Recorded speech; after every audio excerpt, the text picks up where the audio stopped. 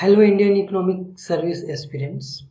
तो इस वीडियो में मैं बेसिकली चर्चा करना चाहता हूँ कि जो हमारा टीचमेंट क्लासरूम है इंडियन इकोनॉमिक सर्विस का, उसमें हमारी मई जो मंथ है, ये जो मई मंथ चल रहा है, इसमें क्या स्ट्रेटेजी होने वाली है। तो जैसा कि पहले भी मैं बता चुका हूँ कि जो हमारा आईएएस क्लासरूम है वो मैथमेटिकल कंटेंट पे ज़्यादा फोकस करेगा। जो आईएएस एग्ज़ाम का मैथमेटिकल पार्ट है उस पर हमारा फोकस ज़्यादा रहेगा। तो इसी की शुरुआत में हम यही करेंगे कि सबसे पहले हम मैथमेटिकल इकोनॉमिक्स को देखेंगे। पहले हम बहुत ही बेसिक से शुरू करेंगे, जिसके लिए रेफरेंस बुक के तौर पे हम इस बुक का यूज करेंगे, introduction to mathematical economics, Edward T Dowling PhD. ये स्ट्रॉन्ग आउटलाइन की बुक है, आप देख सकते हैं। और जो भी ये सारी बुक्स हैं मैं दिखा रहा हूँ आपको और आगे भी दिखाऊंगा, वो सारी बुक्स आपको पीडीएफ वर्जन में मिल जाएंगी अगर आप क्लासरूम के मेंबर हैं। तो अगर आप नहीं हैं तो आप क्लासरूम ज्वाइन करके ये सारे कंटेंट का एक्सेस ले सकते हैं। ठीक, और उसके बाद ये तो मैथमेटिकल इकोनॉमिक्स है, इसमें हम देखेंगे ही। और मैथमेटिकल इकोनॉमिक्स में सिर्फ माइक्रो इकोनॉमिक्स ही नहीं, मैक्रो इकोनॉमिक्स भी आएगा, तो दोनों चीज़ें हम देख लेंगे। लेकिन हमारा जो मेन फोकस होगा वो जनरल इकोनॉमिक्स 1 पे होगा। जो जनरल इकोनॉमिक्स 1 पेपर होता है इंडियन इकोनॉमिक सर्विस एग्जाम में, उस पर हमारा फोकस होगा। तो उसमें मैथमेटिकल इकोनॉमिक्स होता है, माइक्रो इकोनॉमिक्स होता है और स्टैटिस्टिक्स एंड इकोनोमेट्रिक्स होता है। लेकिन जो मैथमेटिकल इकोनॉमिक्स कंटेंट भी उसमें होता है, उसमें मैक्रो इकोनॉमिक्स से नहीं पूछे जाते हैं क्वेश्चन, उसमें माइक्रो इकोनॉमिक्स से क्वेश्चन पूछे जाते हैं। लेकिन फिर भी चूंकि हम मैथमेटिकल इकोनॉमिक्स पढ़ेंगे और उसमें मैक्रो और माइक्रो दोनों आएंगे, तो हम दोनों को ही देखते चलेंगे, या कुछ रेलिवेंट चैप्टर जो मैथमेटिकल इकोनॉमिक्स में आ रहे हैं उसका हम देखते चलेंगे। ठीक, तो ये एक बुक होगी रेफरेंस बुक जिसका हम यूज करेंगे। और दूसरा रेफरेंस बुक होगा ये micro economics theory basic principle and extension.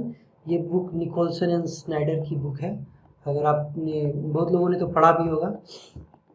और ये 12th एडिशन है। जरूरी नहीं है कि आप 12th एडिशन ही देखें, आप कोई भी एडिशन देख सकते हैं, 10th भी देख सकते हैं, उससे कोई ज़्यादा फर्क नहीं पड़ेगा। तो ये एक रेफरेंस बुक के तौर पे हम इसका भी यूज करेंगे। और और एक बुक है जो मैक्रो इकोनॉमिक्स के मैथमेटिकल कंटेंट को देगा। ये भी शॉर्म आउटलाइन की बुक है, मैक्रो इकोनॉमिक्स। तो इसे भी हम अपने मतलब लेक्चर में एक रेफरेंस बुक के तौर पर यूज करेंगे। तो आपको इसका भी ध्यान रखना है। और आगे की जहाँ तक बात है, एक और बुक है, जब हम स्टैटिस्टिक्स और इकोनोमेट्रिक्स के लिए फ़िलहाल हम ये स्टैटिस्टिक्स एंड इकोनोमेट्रिक्स, ये भी स्वाम आउटलाइन की बुक है, इसका यूज करेंगे। ऐसे तो गुजराती माना जाता है कि बहुत स्टैंडर्ड बुक है, लेकिन जब शुरुआत आप करते हैं तब आपको एक बेसिक कंटेंट की जरूरत है, क्योंकि गुजराती थोड़ा एडवांस हो जाता है। जो शुरुआत कर रहे हैं या फिर जिनका इकोनोमेट्रिक्स में स्पेशलाइजेशन नहीं है, बहुत कम जानते हैं इकोनोमेट्रिक्स के बारे में, उनके लिए ये थोड़ा मुश्किल हो जाता है इकोनोमेट्रिक्स को समझना। तो ये बेसिक बुक के तौर पे ये बहुत ही यूजफुल बुक है, स्टैटिस्टिक्स एंड इकोनोमेट्रिक्स स्वाम आउटलाइन की, जहाँ आपको न्यूमेरिकल्स एग्जांपल्स भी मिल जाएंगे जो कि पूछे भी जाते हैं एग्जाम में। और डिराइवेशन भी यहाँ अच्छे से दिया हुआ है सिंपल लीनियर इक्वेशन का। और यहाँ पे जो मैट्रिक्स अप्रोच है इक्वेशन का वो भी दिया हुआ है। खैर वो रेलिवेंट नहीं है इंडियन इकोनॉमिक सर्विस एग्जाम के लिए, लेकिन RBI grade B DPR exam में वो आता है। तो आपको ध्यान रखना है कि इस बुक को हम रेफरेंस बुक के तौर पे यूज करेंगे। तो ये 4 बुक्स है, फिर से मैं दिखा देता हूँ। ये होगा स्वाम आउटलाइन की इंट्रोडक्शन टू मैथमेटिकल इकोनॉमिक्स, और दूसरा जो रेफरेंस बुक है वो micro economic theory basic principle and extension by Nicholson and Snyder. इससे बहुत ज़्यादातर लोग परिचित हैं। और ये एक बुक होगा मैक्रो इकोनॉमिक्स 3rd एडिशन, ये भी स्वाम आउटलाइन की बुक है। और ये भी स्वाम आउटलाइन की बुक है, स्टैटिस्टिक्स एंड इकोनोमेट्रिक्स। तो ये हमारे लिए रेफरेंस बुक होंगे। और बाकी मई के बाद, अगर मई में जितना हम कवर करना चाहते हैं उतना हो जाता है अच्छे से, तो हम और भी कुछ अच्छे रेफरेंस लेंगे जनरल इकोनॉमिक्स पेपर 2 को कवर करने के लिए, क्योंकि इसमें बहुत सारी चीज़ें हैं जो जनरल इकोनॉमिक्स पेपर 2 की कवर नहीं हो पाएंगी। इसमें हमारा मेन फोकस होगा जनरल इकोनॉमिक्स पेपर 1 को कवर करना।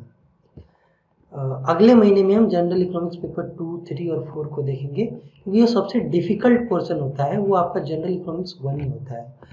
एक बार आपने जनरल इकोनॉमिक्स 1 पेपर अच्छे से कर लिया तो आपको दिक्कत नहीं होगी कोई भी आगे वाला पेपर करने में, क्योंकि उसमें अगर मैथमेटिकल कंटेंट्स भी आते भी हैं तो वो आपके लिए इजी हो जाएगा जनरल इकोनॉमिक्स 1 की सारी चीज़ करने के बाद, क्योंकि जनरल इकोनॉमिक्स 1 में मैथमेटिकल इकोनॉमिक्स ऑलरेडी होता है। तो जब आप मैथमेटिकल इकोनॉमिक्स पढ़ चुके हैं ऑलरेडी तो आपको मैथमेटिकल कंटेंट में दिक्कत नहीं होगी आगे के पेपर्स में।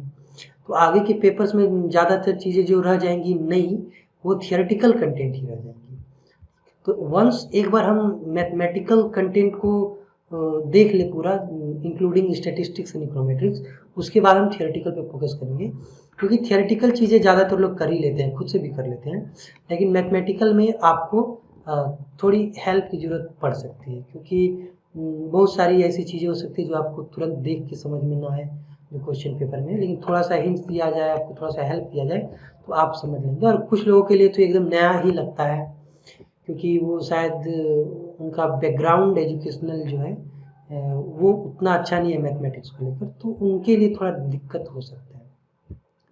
तो यही हमारी स्ट्रेटेजी रहेगी, ये हमारे रेफरेंस बुक रहेंगे 4।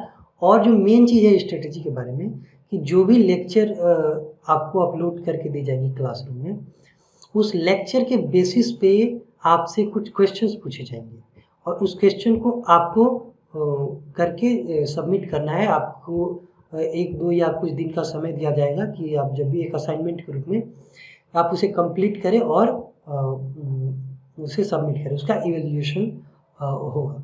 तो ये प्रोसेस हमारा रहेगा, और सारे जो भी क्वेश्चन पूछे जाएंगे वो लेक्चर के बेसिस पे होंगे, या फिर जो भी अगर कोई रेफरेंस की जरूरत होगी तो वो रेफरेंस आपको दे दिए जाएंगे और उसी बेसिस पे क्वेश्चन पूछे जाएंगे, क्योंकि यहाँ डिस्क्रिप्टिव क्वेश्चन होते हैं तो आपको पूरा सोल्व करके दिखाना होता है। तो ये चीज़ होगी हमारे क्लासरूम में।